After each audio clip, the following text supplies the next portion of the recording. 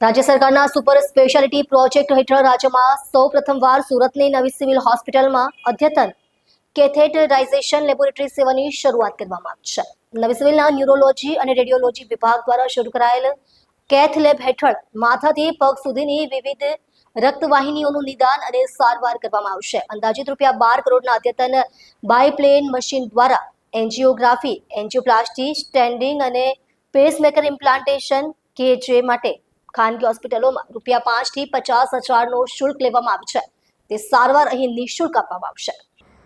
આ વિશે વધુ જણાવતા સુરત નવી સિવિલના સુપ્રિન્ટેન્ડન્ટ ડોક્ટર ધારિત્રી પરમારે કહ્યું કે રાજ્ય સરકારના સુપર સ્પેશિયાલિટી પ્રોજેક્ટ હેઠળ નવી સિવિલ ખાતે ન્યુરોલોજી અને યુરોલોજી વિભાગ કાર્યરત થઈ ચૂક્યો છે, ત્યારે કેથ લેબ સાથે ઇન્ટરવેન્શનલ રેડિયોલોજીની સેવા શરૂ કરાઈ છે. હાલ આ સેવાઓ સુરત નવી સિવિલ ખાતે અપોઇન્ટમેન્ટના આધારે કરવામાં આવશે. વધુમાં તેમણે કહ્યું કે કેથ લેબ સેવાના પ્રથમ દિવસે જ સિવિલમાં માથા અને પગના દર્દીની સફળ એન્ડોવાસ્ક્યુલર ઇન્ટરવેન્શન સારવાર કરાઈ છે, તેમજ ભવિષ્યમાં કાર્ડિયાક વિભાગની સંપૂર્ણ સેવાઓ ઉપલબ્ધ કરવાની દિશામાં કાર્ય થઈ રહ્યું છે. અદ્યતન કેથ લેબની સુવિધા થકી નવી સિવિલ દર્દીઓની સેવામાં વધુ એક કદમ આગળ વધી છે. આ પ્રસંગે ગુજરાત નર્સિંગ કાઉન્સિલના ઉપપ્રમુખ શ્રી ઇકબાલ કડીવાલાએ જણાવ્યું હતું કે સુરત નવી સિવિલ હોસ્પિટલ માટે આ એક ગૌરવની ક્ષણ છે. રાજ્ય સરકાર દ્વારા જરૂરિયાતમંદ દર્દીઓને વિવિધ રોગોના નિદાન અને સારવાર માટે એક જ સ્થળે શ્રેષ્ઠ આધુનિક સુવિધાઓ સાથે સારવાર આપવાના અમારા પ્રયાસો છે. સાથે જ સુરત નવી સિવિલ ખાતે શરૂ થયેલા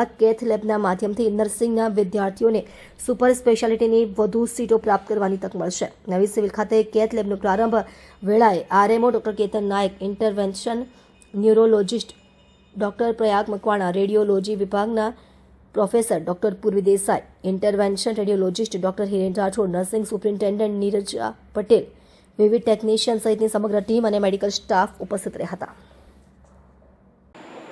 હું ડૉક્ટર હિરેન રાઠોડ છું, ન્યુરો અને vascular intervention radiologist. Surat civil હોસ્પિટલની અંદર અમે હવે કેથ લેબની સર્વિસીસ કેથ લેબ શરૂ થઈ છે, તો એના લાભ અર્થે હવે પેશન્ટને એન્જિયોગ્રાફી અને ન્યુરો અને વાસ્ક્યુલરની બધી પ્રોસિજરો આપણે ત્યાં સિવિલની અંદર થઈ શકશે.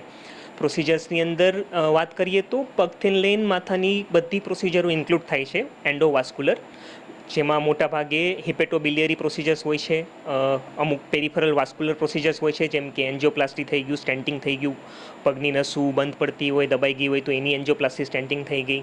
પછી અમુક રિનલ ઇન્ટરવેન્શન્સ છે કે જેની અંદર કોઈ નસની અંદર ફૂગો બન્યો છે, એન્યુરિઝમ બન્યું છે તો એનું કોઇલિંગ છે, એની માટે ફ્લો ડાયવર્ટર કે એ સર્વિસીસ છે, તો એ બધું પણ શક્ય બનશે.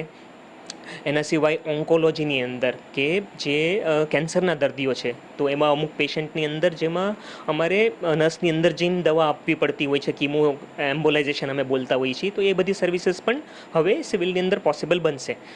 એન્ડ ટાઈમ સાથે અમે અમારું આ સ્પેક્ટ્રમ ઇન્ટરવેન્શન રેડિયોલોજીનું સ્પેક્ટ્રમ અમે વધારીને જેટલું બેસ્ટ આપી શકીએ પેશન્ટને એવું કરવાની અમારી કોશિશ રહેશે.